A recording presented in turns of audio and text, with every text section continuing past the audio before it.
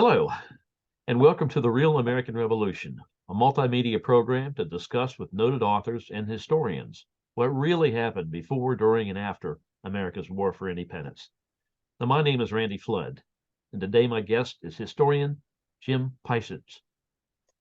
Jim earned his BA and MA degrees in history at the University of New Hampshire and his PhD at the College of William and Mary here in Williamsburg. He's a former history professor and is the author of several books, including Cavalry of the American Revolution, The Battle of Camden, a documentary history, General Nathanael Greene and the American Revolution in the South, co-authored with Gregory Massey, and the book we'll be discussing today, Three Peoples, One King, Loyalists, Indians, and Slaves in the Revolutionary South. So, Jim, welcome to the Real American Revolution. We're delighted to have you. Well, thanks, Randy. I'm glad to be here. Well, Jim, you wrote Three Peoples in 2008. Given our country's emphasis today on telling the entire story of the revolution and being much more inclusive in focusing on groups that may have been perhaps marginalized in our history, Three Peoples seems to me to be very, very timely. What led you to focus on these three groups in particular? Well, I wanted to find some type of fresh approach to take to the revolution. As you're well aware, it's almost exclusively told from the American perspective, and then in general from the leaders, the founders. If you're talking about the war itself, George Washington. If it's diplomacy, it's Benjamin Franklin. Political ideas, Thomas Jefferson. And we don't see as much of other people, and especially of people who chose the other side to support the Loyalists, the Indians, and the slaves. Mm-hmm. So I was interested in doing that. I wasn't sure if it was doable because of the number of sources available. Some historians had done some work on these groups individually, but no one had ever sort of looked at them together in one region and into how they fit into British planning and how they contributed.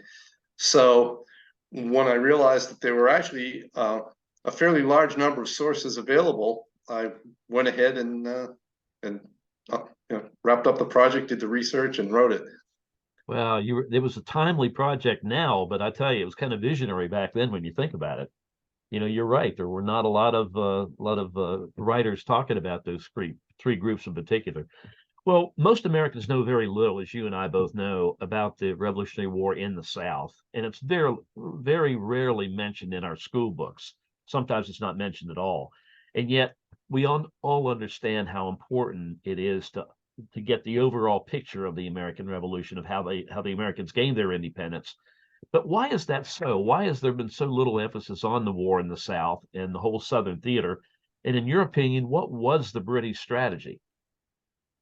Well, I think in terms of the first part of that question, why less emphasis on the South, there are a few reasons. One is that George Washington quickly became identified with not only the Continental Army, but the entire American opposition movement. There's a great quote from John Adams that I used at the beginning of the introduction to a book I have coming out, where John Adams said, he wrote to his friend Benjamin Rush, and he said, the whole history of our revolution is going to be a lie from beginning to end. It's going to say that Dr. Franklin smote the ground with his electrical rod, out sprang George Washington fully formed, and between the two of them, they were responsible for the politics, the diplomacy, the fighting of the war. And he said that's going to be the whole fable and catastrophe. And while he wasn't entirely correct, in terms of the war itself, it's been very Washington-centric. So you start with the battles in Massachusetts, and there arrives Washington outside Boston, and then you follow him, and since he doesn't get to Virginia until the fall of 1781, everything else tends to be overlooked. Another reason for that was that following the Civil War, a lot of historians sort of wrote the South out of the narrative as really not deserving to be included, although the South did play a big part in it. And some of that part, moving to the portion of your question on the British plans, the British formulated something early on. They began putting it together in 1775, and historians have called it the Southern Strategy. This was the idea that the South offered a good opportunity for British success because there were more loyalists there than in the North. And that is generally true, with the exception of New York having a large number of loyalists and Virginia in the South having relatively few. They also believed that they could get support from the various Indian nations on the frontier. There were 5 Indian nations down there. The Catawbas, who were very small and totally surrounded by white settlement in South Carolina, who supported the revolution. But you had the Creeks, Cherokees on the immediate frontier, and farther west, you had the Choctaws and the Chickasaws. The Chickasaws were relatively small, but they had a reputation for being tough fighters. Together, these 4 nations, assuming that they could put everyone in the field at once, which of course they couldn't, it was logistically impossible and also contrary to their practices of warfare. But they had between 12,000 and 14,000 fighting men in these 4 nations. And since the British enjoyed decent relations with these people, they felt that they could count on their support. So they had the white loyalists, they had the Indians on the frontier, and they were less sure what to do about the slaves, but they understood that the slaves, which were a large number, in South Carolina, there were over 100,000 slaves compared to about 70,000 whites, with the African-American slaves over 90% concentrated in the Low Country, and about close to 2/3 of the white population in the Back Country.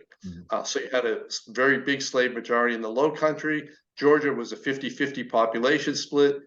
Virginia, 40% of its population was enslaved. North Carolina, slightly smaller.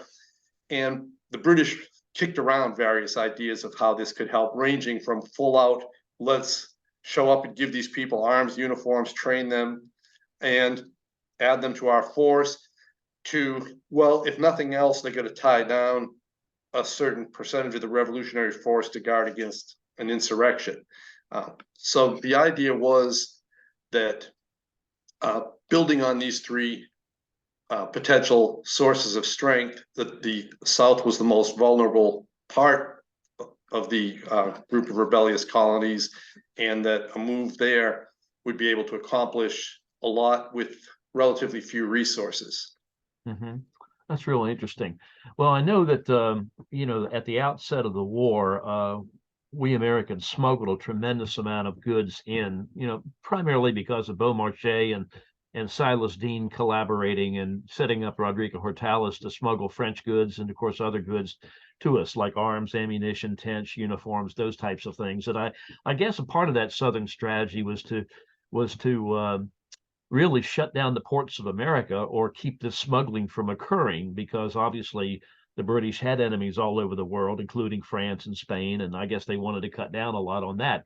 But most historians believe that the British strategy with regard to the South really failed, but you came up with a different conclusion. What's your conclusion on that? My conclusion is that the strategy was very sound in conception. Mm-hmm. It was the execution of the strategy that failed. And what led me to that conclusion, if you read the histories that address the Southern strategy, you'll see a phrase used fairly often by the historians who say that it was doomed from the beginning, and we always see it was always doomed, which of course with hindsight, it makes it easier to say that. But it was doomed because the reports of loyalist numbers, of potential Indian assistance, and that the slaves were weakness came from royal governors and other royal officials who had been forced out of office and had gone back to Great Britain. And the phrase you see to describing them is biased and out of touch. They're biased and out of touch. And I read, though, their comments. They petitioned Lord Dartmouth, who was originally the Secretary of State for the American colonies. He was later replaced by Lord George Germain. Mhm. And Germain was the official, sort of like the Secretary of Defense today. He was the civilian person charged with managing the war. And they're petitioning Germain the same way, making these statements. And you could argue that, yeah, maybe they're definitely biased, obviously.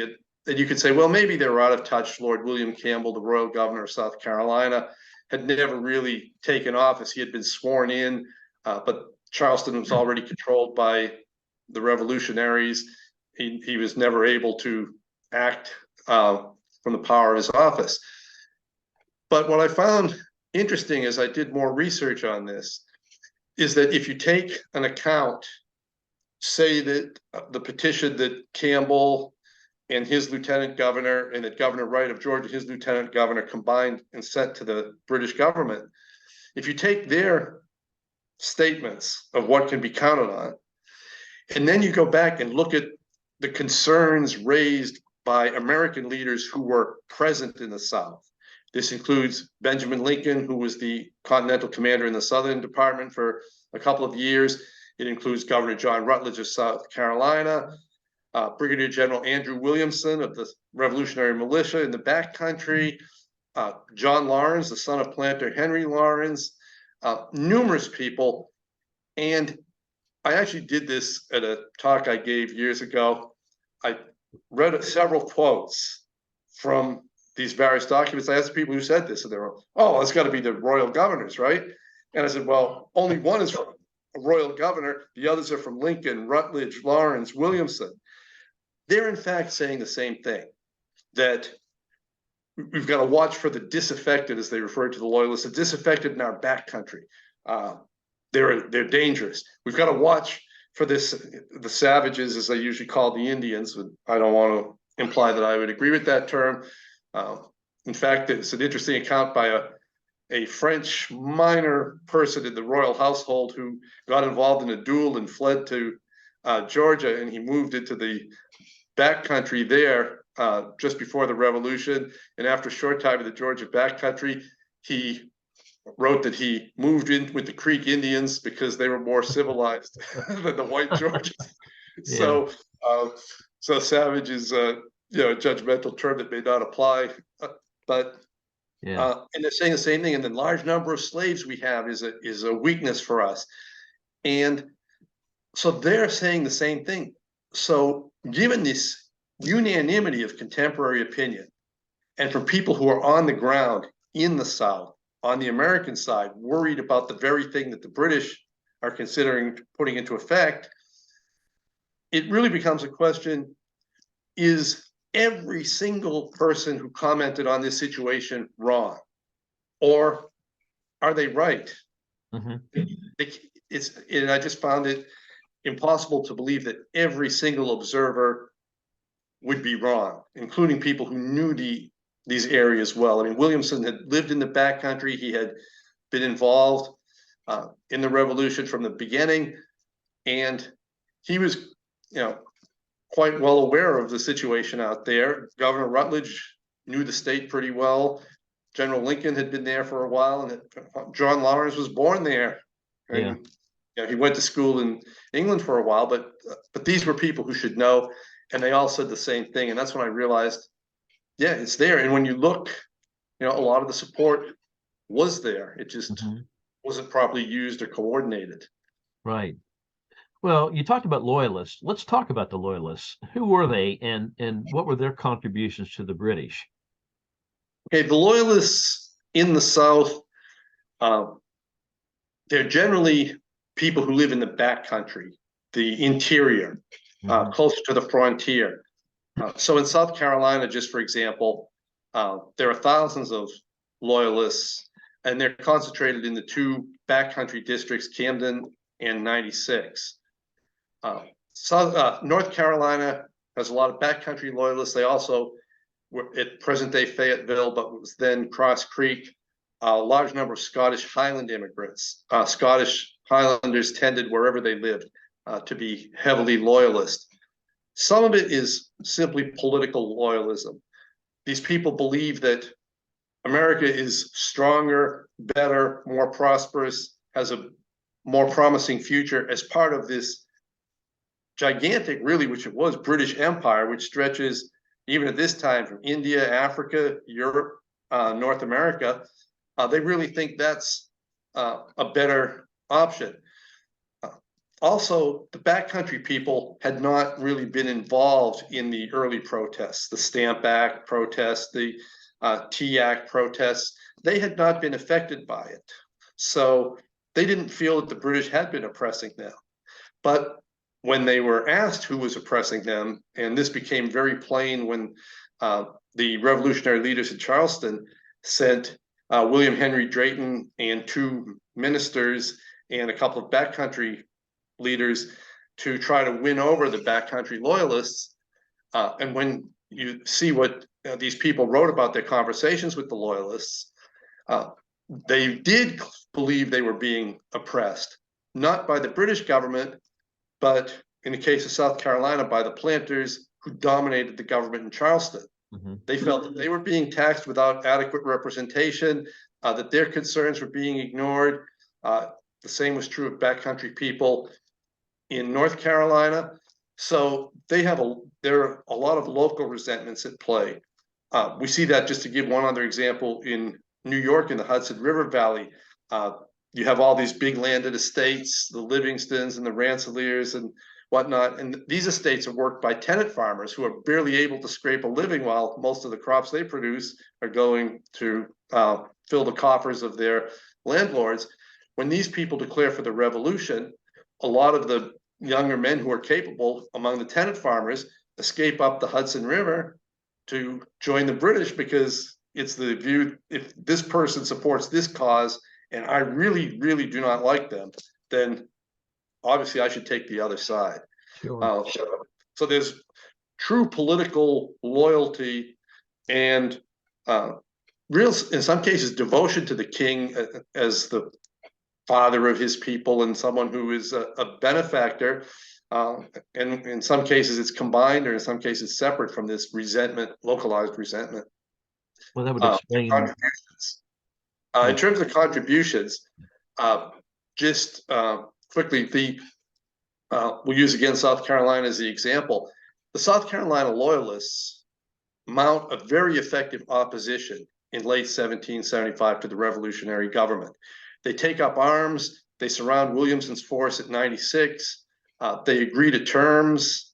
Some historians have suggested that had the royal governor been bold enough to actually leave Charleston and go to the backcountry and take leadership of these people, that he may have held the backcountry. They are only suppressed because the treaty they sign at 96 says everybody's going to go home and we're just going to wait until the revolutionary leaders and the royal governor figure this out, which in actuality, there's no chance that's ever going to happen. The governor by then is on a ship in the harbor for his own safety, on a British warship. But they put in that not only are the forces that were engaged not going to fight each other, but that their agreement covers any other loyalist or revolutionary forces that may come into the area. The Council of Safety, the revolutionary leadership in Charleston decides that, and they really, this is a dictionary definition of sophistry and construing terms. They said, well, this couldn't really have meant to apply to these North Carolina militia units that we summoned to our aid, or to these other militia units from farther in the southeast that we summoned to our aid. So they're not governed by it. So while the loyalists are sitting at home thinking, well, we'll wait for some kind of solution, these militia units come in and they take prisoner over 130 leading loyalists and send them to Charleston, and they disarm hundreds, perhaps thousands of other loyalists. A few try to get together and resist, but they're short of arms, they're short of ammunition, they've been caught by surprise. Many of the most prominent leaders escape into Indian territory, and from there make their way either to British West Florida, where the capital is Pensacola, or to British East Florida. St. Augustine is the capital. And there they began organizing loyalist units, the King's Rangers, the South Carolina Royalists, who will play significant roles in the subsequent fighting. Mhm. Well, that really explains how the emergence of the Civil War occurred, America's first Civil War, if you will, in the South throughout the American Revolution.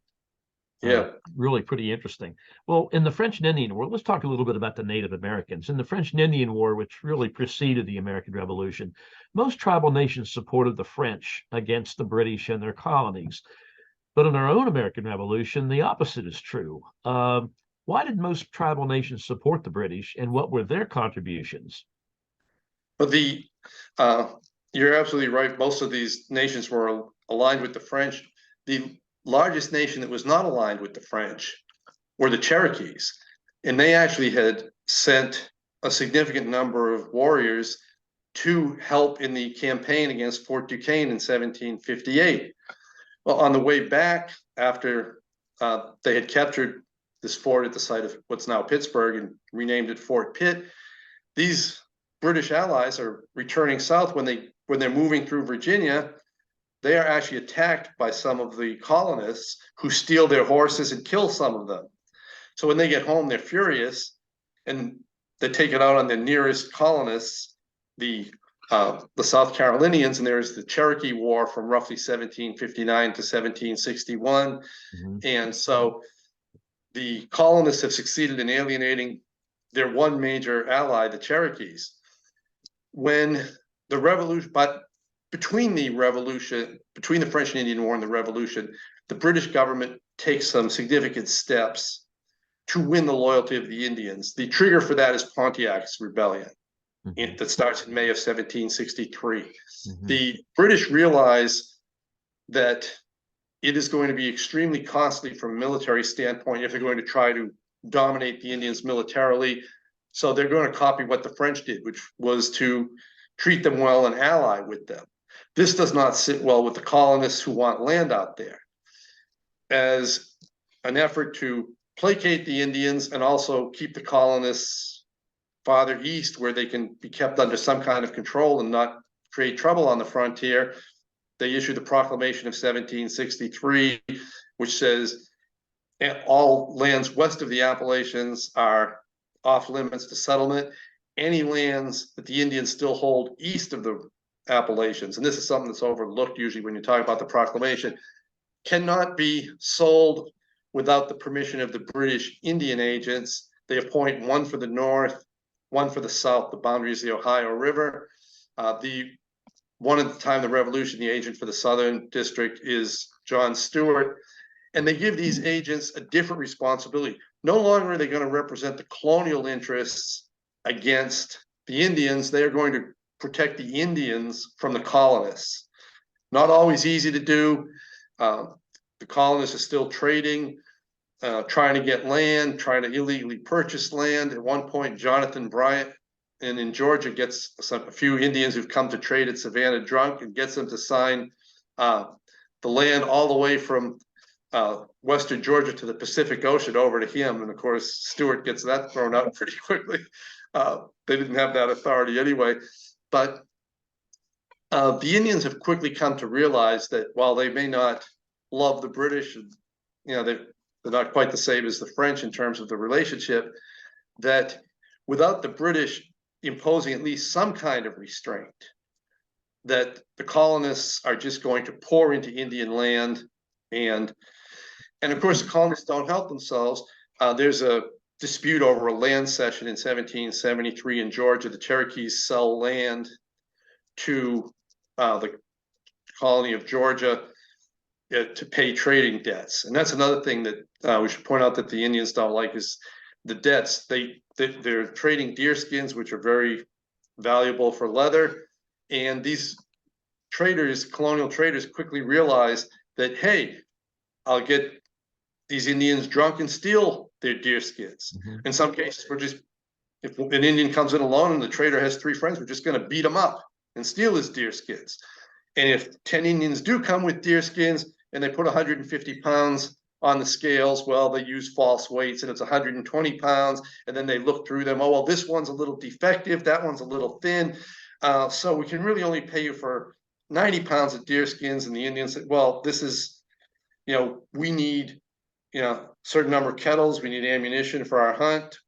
We need blankets. It's goods that they had expected in trade. So the traders, of course, said, well, we'll give you the full amount anyway, and we'll just carry it on the books and not bother saying anything about the enormous interest rates and whatnot. And so they keep basically driving the Indians into debt until they have to sell land to the colonial governments, who then compensate the traders and sell the land. So there was an issue over a Cherokee land sale in Georgia. The land was also claimed by the Creeks, and some of the Creeks were threatening to go to war over it.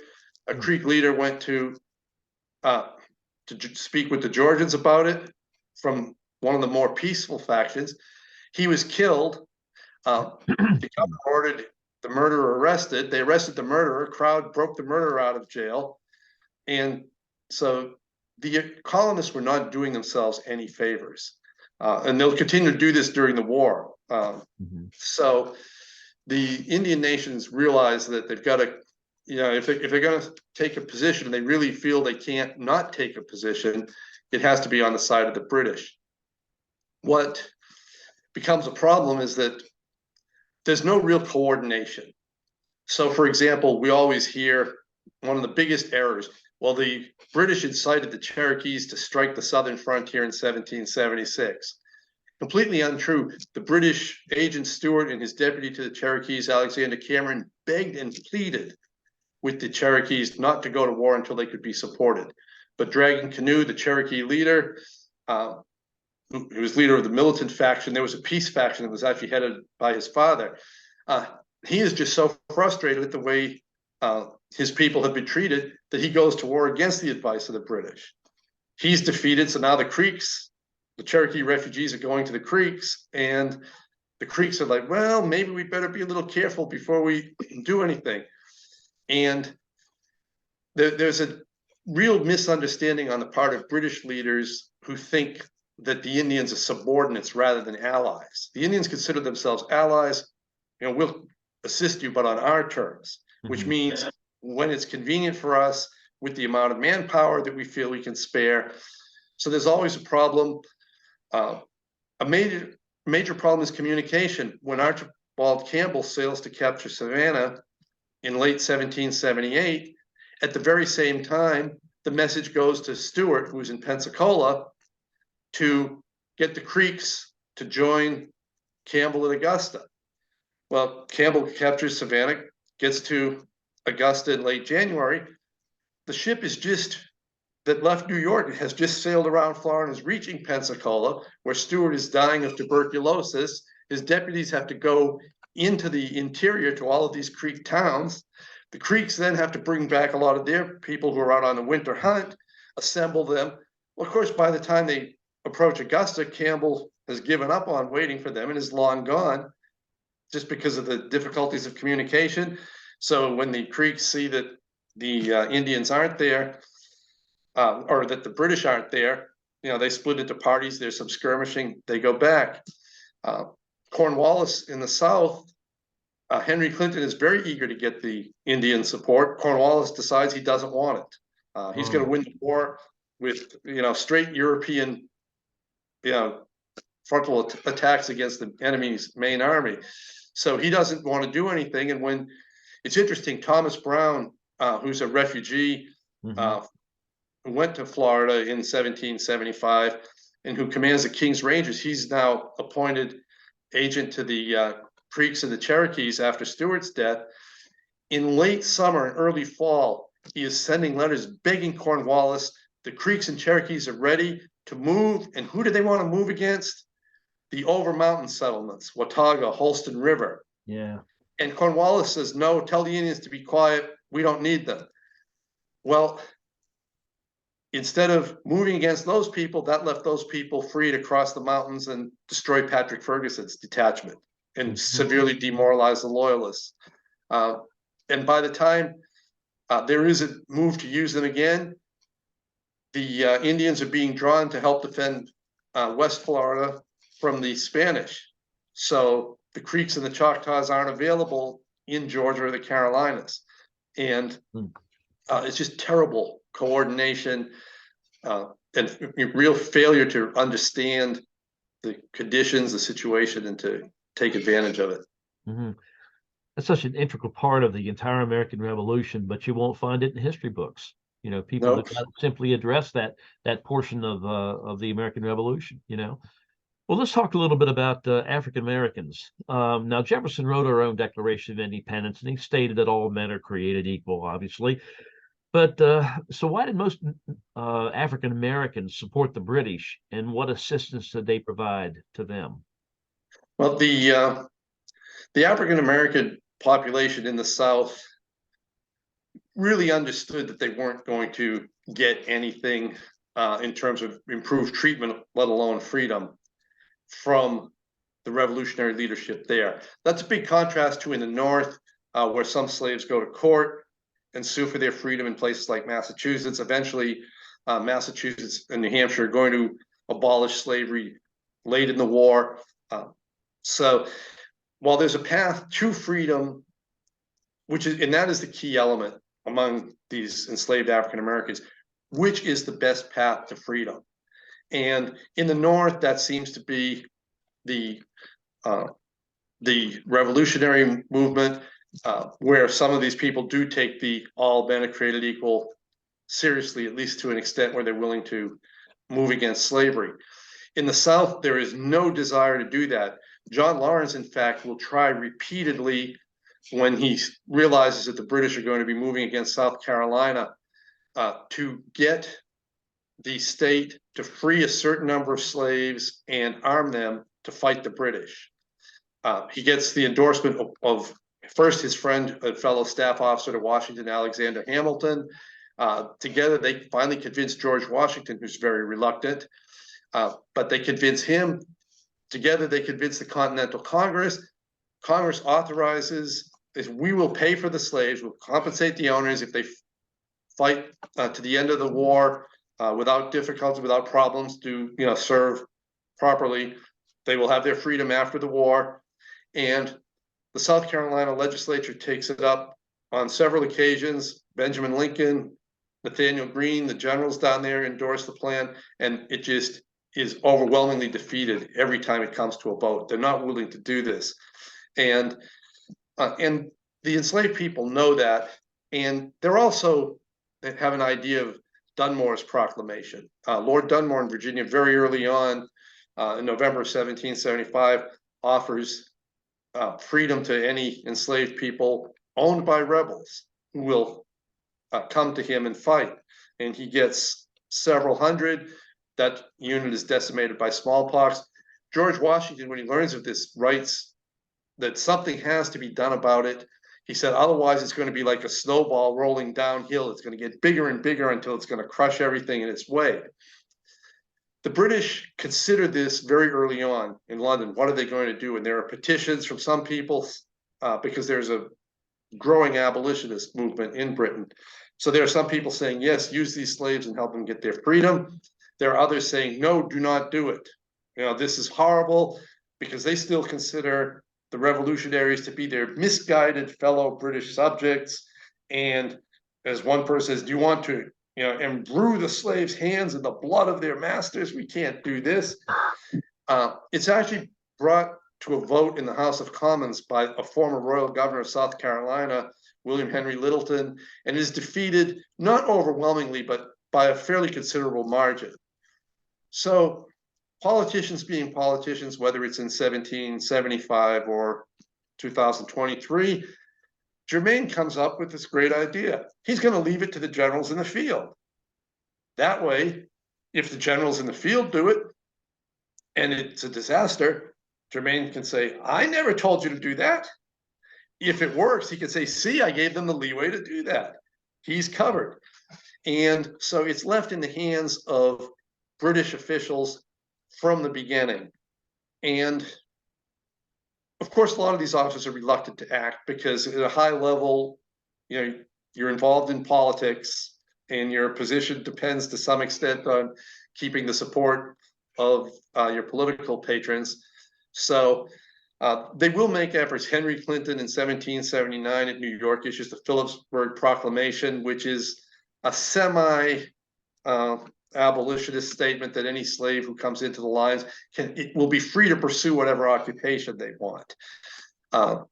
Others, like Archibald Campbell in Georgia, is quick to take advantage of slave support. It's a slave who provides the information that allows him to outflank and crush the American army outside of Savannah. He uses slaves as a ruse to bring Americans across the river, saying, "Oh, yes, these pro-British slaves who've joined him are." They've watched a whole lot of the Georgia militia carrying enslaved people across the river into South Carolina to get them away from the British. So he sends a group of them down to the riverbank, yelling, "Come, help us, help us. The British are near. You've got to help us." The militia rowed back across the river, and Campbell's men are concealed in the brush, and he takes them all prisoner with this ruse. When he later becomes governor of Jamaica during the war, he's going to create a couple of regiments of slaves, and much to the dismay of some people. But with no policy, it becomes up to the commanders, and the commanders are a little hesitant. Augustine Prevost, the general who commands the defenders in Savannah during the 1779 siege and attack, arms a large number of slaves who actually take part in some of the fighting. He's a little more bold in doing this, but then you have some of these loyalists who don't like it after the siege is lifted. A lot of loyalists complain to Governor Wright, "Can you take the guns away from these slaves? We don't like, we feel uncomfortable with this."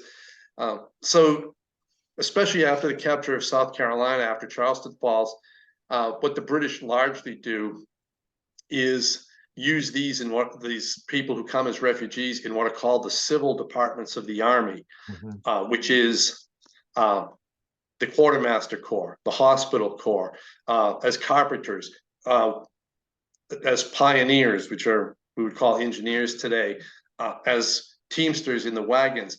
And they have hundreds of slaves or former slaves doing this work, and they make a huge contribution in that regard, but very seldom on the battlefield. Interesting. Well, let's talk a little bit about the war. When the war shifted to the south and Savannah fell, as you mentioned, to the British in December 1778, other British victories soon followed, with the one exception of Kettle Creek. Briar Creek, Stono Ferry, and the American attempt to retake Savannah were all British victories in 1779. Two American armies after that were captured and defeated, as you mentioned, Charleston in May of 1780, and then where 5,600 Americans or so were taken prisoner. And then, of course, we had Camden and a huge loss of a whole Continental Army there in August of 1780. Now, what methods came out of that? What did the revolutionaries do to thwart the Southern strategy after that? Well, basically, they decided that first of all, they used propaganda very well. There's some good recent works on this about how, from the beginning, the Continental Congress used the press to demonize the British by tarring them with their association with Indians and African Americans. And, see, they're with these others, these people who aren't like you, so you can't trust them. After the Battle of the Waxhaws, they start this massacre rumor, which has persisted to the present day. And look at how the British are treating you.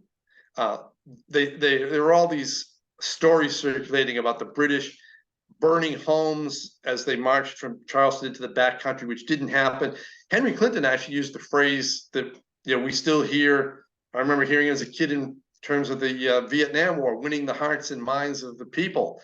And Henry Clinton used that phrase, the British commander-in-chief, during the Revolution. He tried to be generous. Perhaps he was a little too generous in terms of allowing a lot of former revolutionaries to go back to their homes and keep their arms and be available to continue resisting. But they start these stories. Yet Tarleton massacred all of these helpless men at the Waxhaws. No real evidence for that. In fact, the two best stories contradict the American commander's own account written later, and these two accounts were written 40 years afterwards.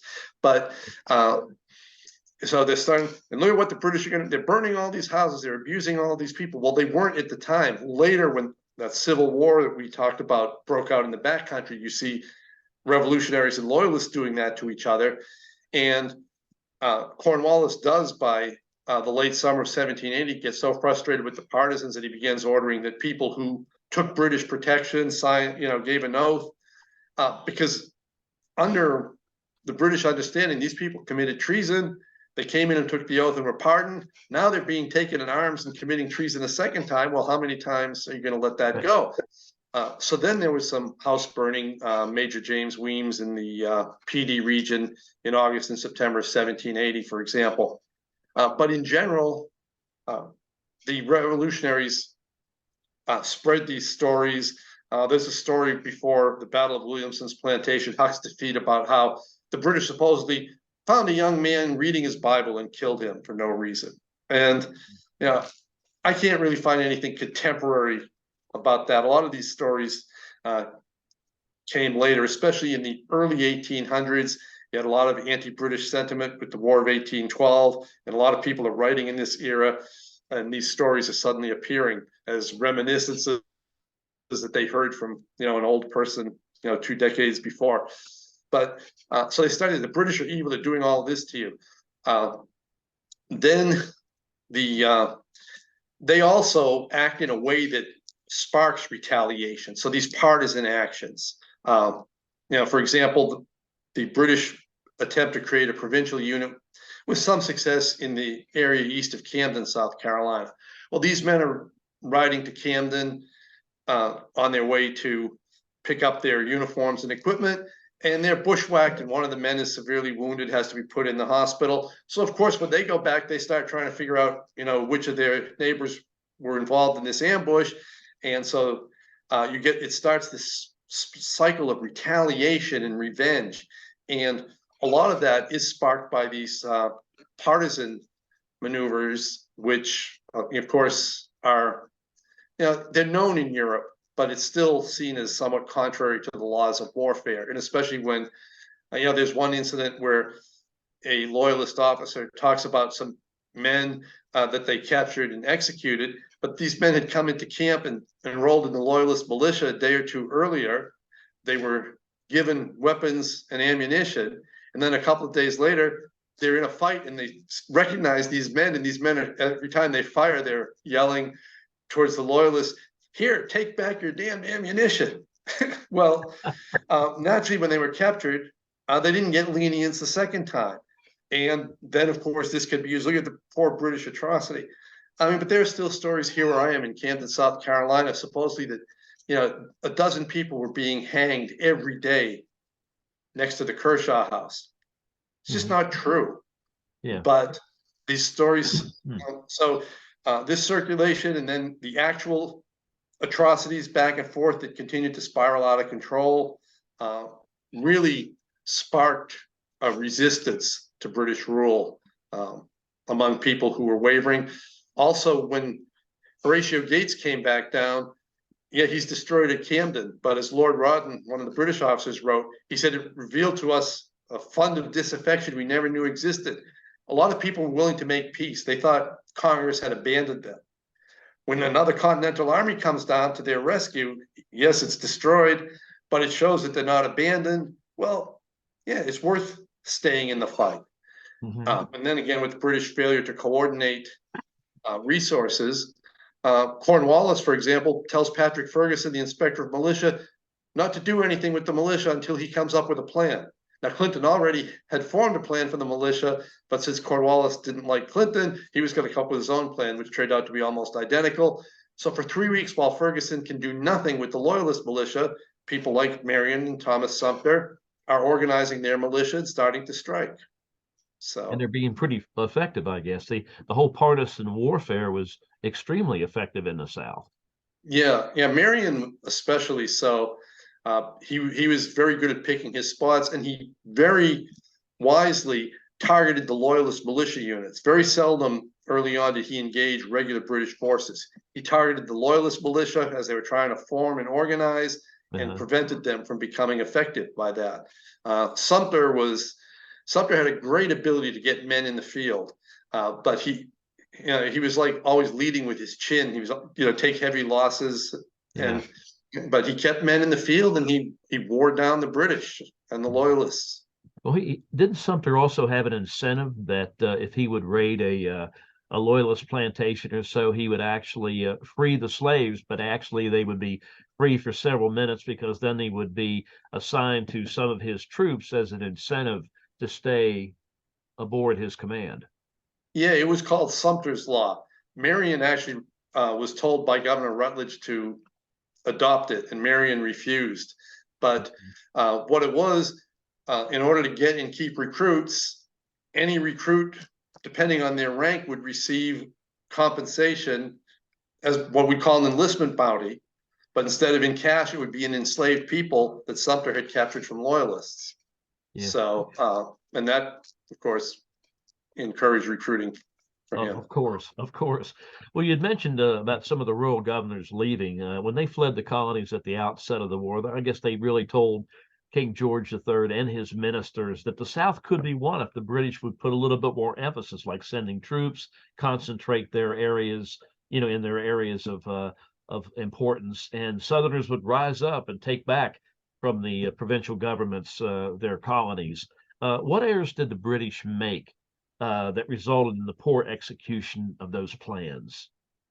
Okay, some of these I already touched upon. One, they waited really until 1780 and the capture of Charleston before they committed a very significant force to the south.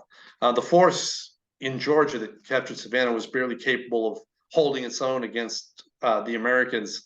And so in 5 years, a lot of loyalists left, some to fight in units like the East Florida Rangers or the South Carolina Royalists, but many went to back to Britain. It allowed the Southern governments to pass banishment and confiscation acts. You had 60 days. If you didn't take the oath to the state government and the Continental Congress, you usually had about 60 days to sell your property and then leave the state, not to return on pain of execution.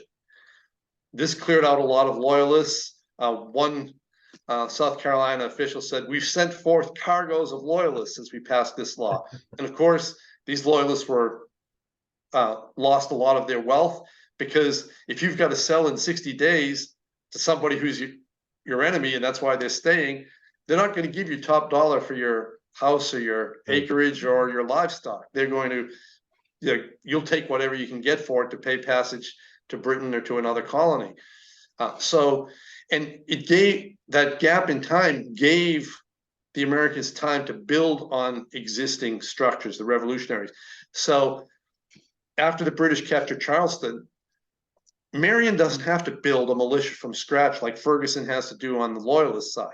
He has an existing militia system that's been in place for 5 years to build on. Sumter the same way.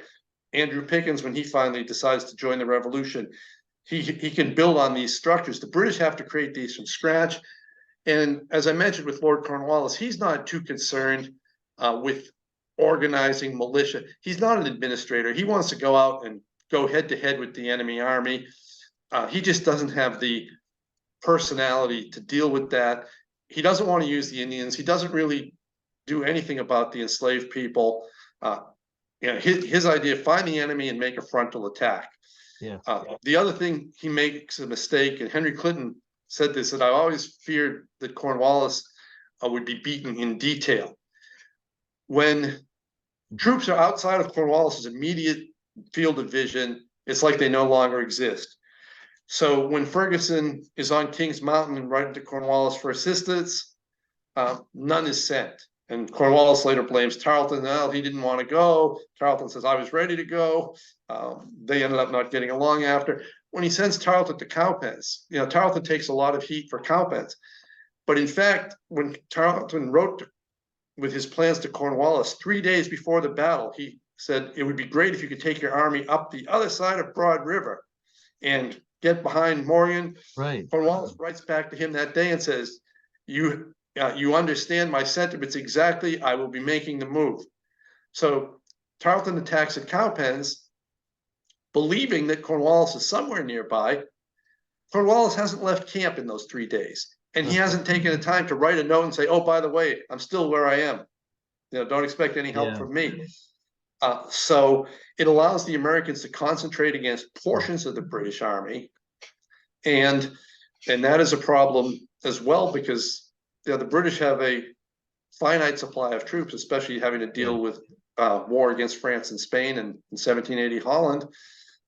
So this attrition just simply wears the British down until they can't maintain all these garrisons. And of course, once they leave the backcountry and are confined to the coast, their strategic options are, almost none. Absolutely. Well, this has been fascinating. Let me ask you one final question, Jim. What's the most important takeaway that you think that readers should really learn or remember about your book? What's the one thing they should really focus on? That the revolution wasn't, the 40 or 50 some odd people in John Trumbull's painting, signing the Declaration of Independence, or, Washington and his generals. It was an event that touched everyone of every ethnic group, every race, every region, because they all realized that they had some stake in this conflict and the outcome. And even though this often led them to choose different sides, they still were participants, and they did on what they did just as valiantly and with as much commitment as anyone. Fascinating. Fascinating. Well, Jim Piecuch, thank you so much for joining me today.